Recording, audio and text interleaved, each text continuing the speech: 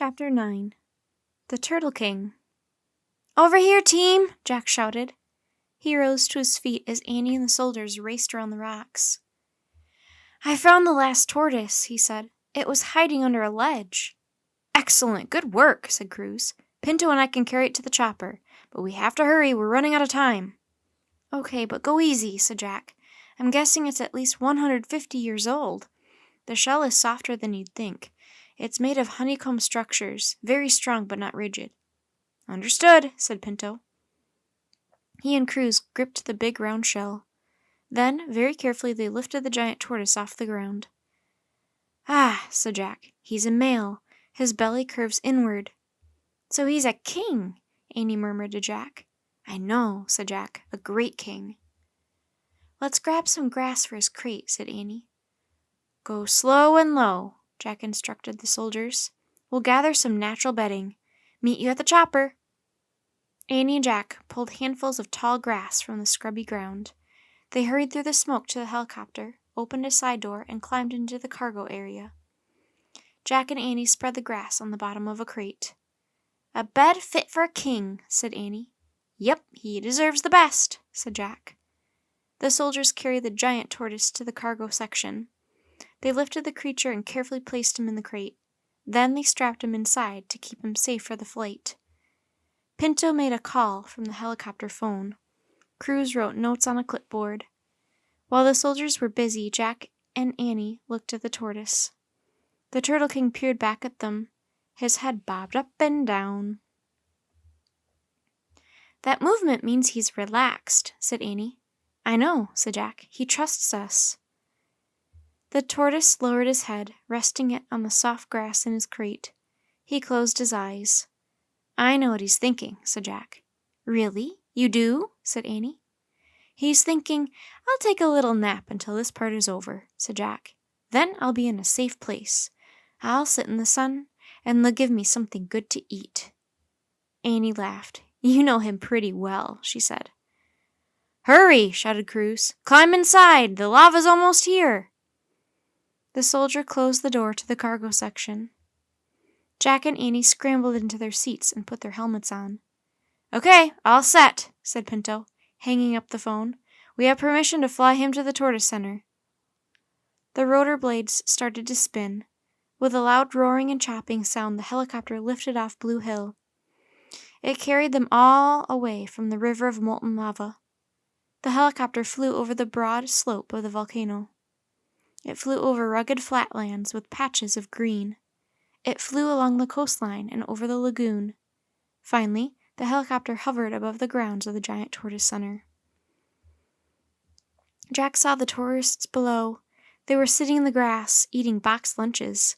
As the helicopter started to land, they held onto their hats and scurried out of the way, leaving their lunches behind. The chopper blades finally slowed to a stop. The soldiers, Jack and Annie, jumped out. Carmen rushed forward to greet them. "We saved the last one," Annie said. "He's in the back." Carmen burst into tears. She hugged Annie and Jack. "Thank you," she said, wiping her eyes. "Thank you so much." Pinto opened the cargo section. By now the tourists were clamoring around the helicopter. They craned their necks to see the giant tortoise inside. "No photos of him," Annie reminded them. "And please keep your voices down," said Jack. The soldiers lifted the heavy creatures out of the crate. They lowered him to the ground. Everyone clapped. Jack held up his hand and tapped his fingers on his lips. The tourists quickly stopped making noise. The tortoise stretched out his neck. He slowly moved his head from side to side. Again, his mouth formed the shape of a crooked smile. Some tourists laughed quietly. The red-haired woman started to cry. Her daughter wept too. "Carmen told us what you were doing," the red-haired woman said to Jack and Annie. "We've all been so worried." "Great job, the large man said in a soft voice. "You guys rock," said the teenage girl, sniffling. "How did you land the chopper on a volcano?" the old man asked Cruz. "How much lava was there?" asked the woman in the sun hat. The soldiers started answering the tourists' questions about the rescue mission. Carmen turned to Jack and Annie. "I can't thank you enough," she said. I'm sure everyone at the National Park Service is grateful for your heroism. We try night and day to care for these miraculous creatures." "We know," said Annie. "That's why we can't thank you enough for all the work you do. And Pinto and Cruz, too." "Oh, yes, I must go congratulate them," said Carmen. She joined the others gathered around the soldiers. By now, the teenage girl was laughing and chatting with Pinto. "Let's go tell the king goodbye," said Annie. Jack took a deep breath. "Right," he said. He and Annie slipped over to the tortoise. They knelt down. Jack looked into the creature's shining black eyes. "You're in good hands now," Jack said softly. "Don't worry. One day your home will be safe again, and you can go back to Blue Hill, where you've lived for 150 years. But for now, just try to enjoy yourself," said Annie. "Think of this as a vacation, Your Majesty, with nice people who love you." "And remember," said Jack, "you're very brave, you're very wise, you know exactly how to be a giant tortoise. In fact, you are the real world turtle expert." The tortoise blinked. Again, he looked as if he were smiling. "Goodbye," Jack whispered. "We have to go now." A few tourists wandered over to the tortoise, and Jack and Annie backed away. To his surprise, Jack felt close to tears again. "Let's go," he said.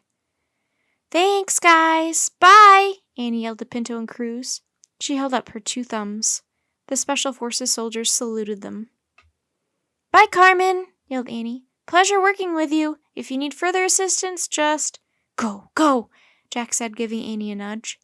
Without another word, they gave a final wave and hurried away from the giant tortoise center.